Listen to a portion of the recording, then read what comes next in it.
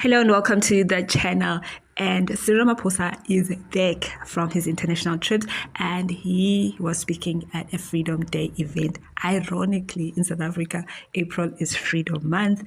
That marks the first democratic elections. Now, when it comes to that, a lot of people are asking, what freedom? Where is the freedom? This and that. We'll take a look at those thoughts and sentiments as well.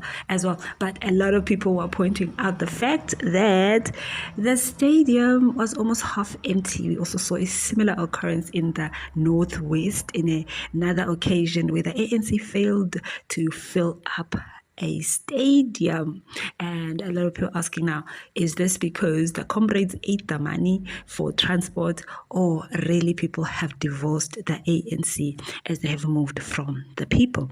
Now, we are also going to take a look at that. We also look at the fact that Ramaphosa, in his speech, obviously very anticipated at this point because of what's going on in geopolitics and locally, and all the up and down with illegal immigration discourse.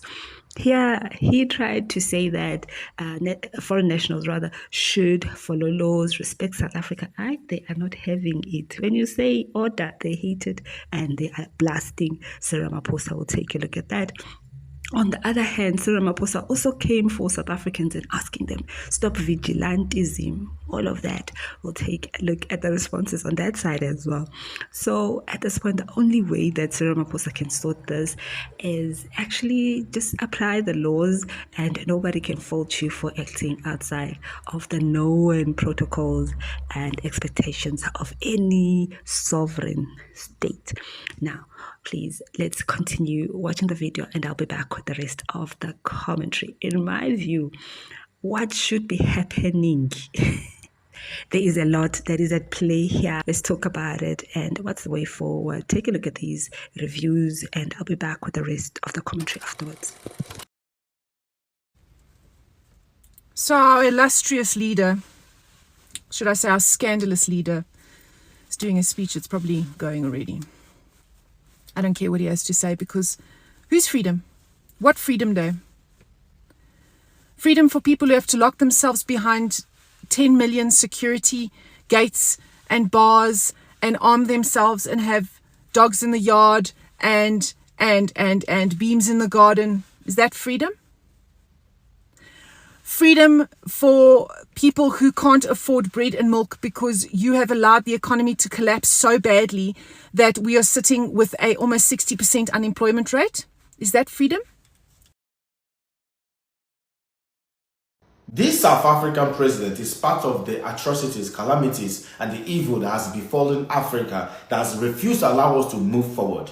This South African president refused to address the current xenophobic attack that is happening in South Africa today. Listen to him speak. To those who are here legally, respect us as South Africans, respect our laws, respect our conventions and our traditions, as you would want us to respect the laws and traditions of your own country. What did you hear? This man is indirectly telling his people, well done lads, you guys are doing a good job. He has refused to address the situation. Those South Africans, those jobless cookies, those jobless cookies suffering with identity crisis in South Africa that are busy chasing other African immigrants away from South Africa. Are they officials from this same president? Are they immigration officers? Are they the police? Are they the military? Are they the government? And this man is talking about illegal immigrants in South Africa. We have seen videos and images of legal African immigrants in South Africa being asked to leave South Africa. This man didn't say anything about that. Today, we have had a report of an Ethiopian being unalived in South Africa during this same xenophobic attack. This man said nothing about it. South Africans, I want you to listen to the speech of your president. I told you guys, the entire continent of Africa stood behind you, helped you to fight apartheid.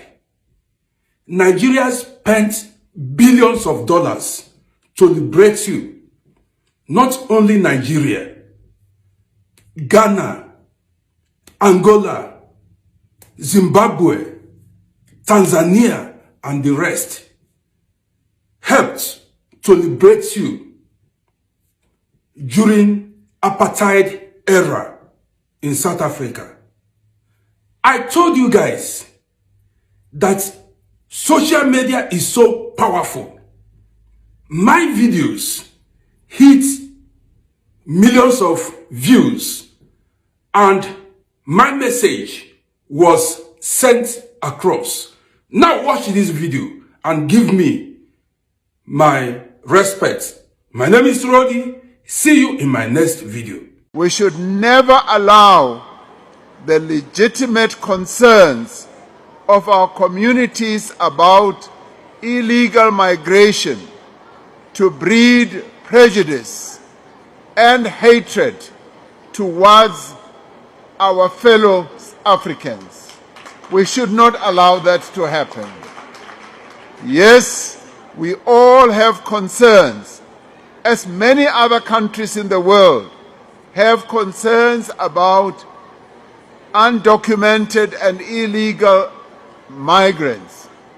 We must not allow these concerns to give rise to xenophobia.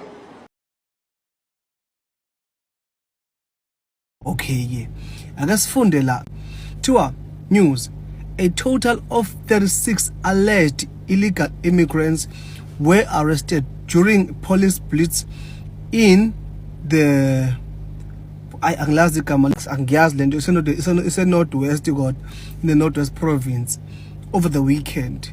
Why are stats of this nature when the president is talking about illegal immigrants and all of that angaba mention? Why I mention why kubekwe abantu basemzansi as people abangabafuni abantu bokuhamba kuphela, excuse me, bese kungavezwa the reason behind that? Because abantu basemzansi, not that they hate foreigners, illegal foreigners for no reason. It's because of the crime where we live, right? It is because of the activities that are happening where we are. Maybe one will say it is simply because the president is not affected in person of this nature of the activities eyenziwa ilabantu.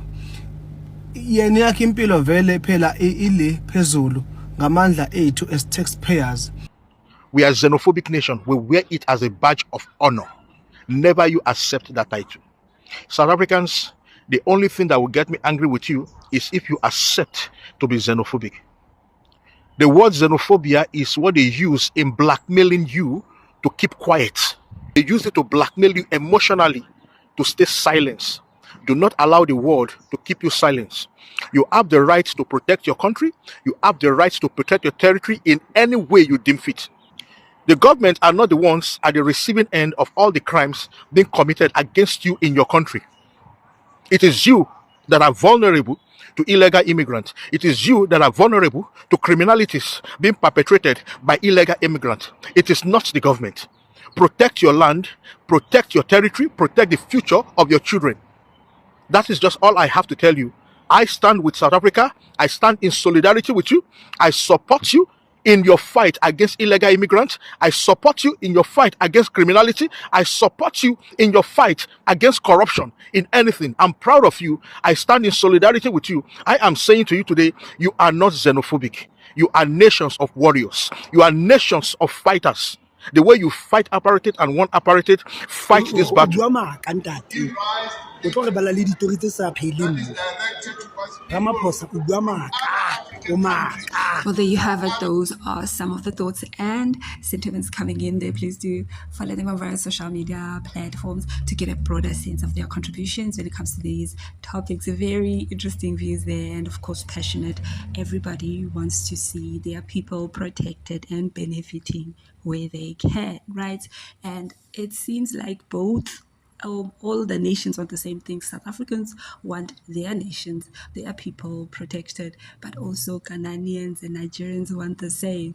I like how Zimbabweans are just sitting this one out. They're like, it's not our fight this time. But as you have heard, also people are just wondering, why would we even celebrate Freedom Day when there are so many things that keep us confined? We don't feel it. However, it's not just about how we feel safety-wise and all of that. It also considers where we come from, the type of system that we were liberated from, which was the apartheid system and all the, the atrocities of it. Of course, some people will only think about the good because of how South Africa is in a challenging spot right now, but there were also a lot of bad for the different groups in South Africa. There is a whole documentary, The Trials of Winnie Mandela, if you just need a reminder, but also just to get another perspective as to how people dealt with that time. Now, when it comes to the date that Cyril Ramaphosa had with the nation in Bloemfontein, it didn't go so well. A lot of people didn't attend, and South Africans were celebrating that. Thank you for showing them that if you don't put the people of South Africa first, the ANC, you will suffer. We saw a similar case, as we have said before. Now, it looks like the marquee eventually was filled up, as you have seen in the videos, but also looking at the speeches, of course, he did try and appease everybody, as you have heard. Some are happy about what he said, while others are feeling that he wasn't harsh enough on the people that are carrying out such activities of awareness on the impact of illegal immigration in South Africa. Let me know what your thoughts are down below and how this can be solved. For me, we can say a lot of things, guys. I think every country has immigration laws for a reason, whether they were helped or they were not helped for independence. Now, if it was a bribe, then they should have negotiated that once you are free, you must do this and this. And I've said this before. And the only problem here in South Africa, a lot of people have also said it rather, that citizens or civilians shouldn't be the ones that are going around and ensuring that laws are complied to. However, there is a shortage of immigration officers in South Africa, and it has been neglected. Hence, people are then rising up to raise awareness to say, these are the issues, these are the people. Don't tell us they are not there, because the government has been turning a blind eye to what people have been raising. Yeah, the battle continues. There's still a lot to do. Let's talk about it down below. What do you think is the solution going forward? For me, I feel like South Africa should package and form a consulting group that they can go to different countries, rather, especially the neighboring countries, and offer a service of how to build their governments and how to build up their countries. For example, in South Africa, there are things such as public-private partnerships, where the private sector funds a project totally, and then they build it up and it services the people, and then later on that service is handed back to the state to continue with it once it has been paid back and they have made their profits. So, for example, the Gautrain, as we have said. So in other countries, they can use it to build roads, they can use it for water, they can use it for electricity. What are your other ideas, guys? Because as long as the neighboring countries especially are not developing and are in a crisis, South Africa will not know peace. But also, as long as South Africa does not enforce its laws, South Africa will still not see peace. Another aspect is psychological messaging. South Africa has to work on nation building, not just among races, but individuals. Speak the right messages to people, especially since they removed religious studies from schools. now they have to have another way to speak messaging that speaks against crime, that speaks against hostility and all of that. That messaging needs to be more visible around the country on different platforms. That's one of the other ways besides tackling it legally. Please give this video a thumbs up. Let me know what your thoughts are down below, and we'll engage, and I will see you in another video. Bye.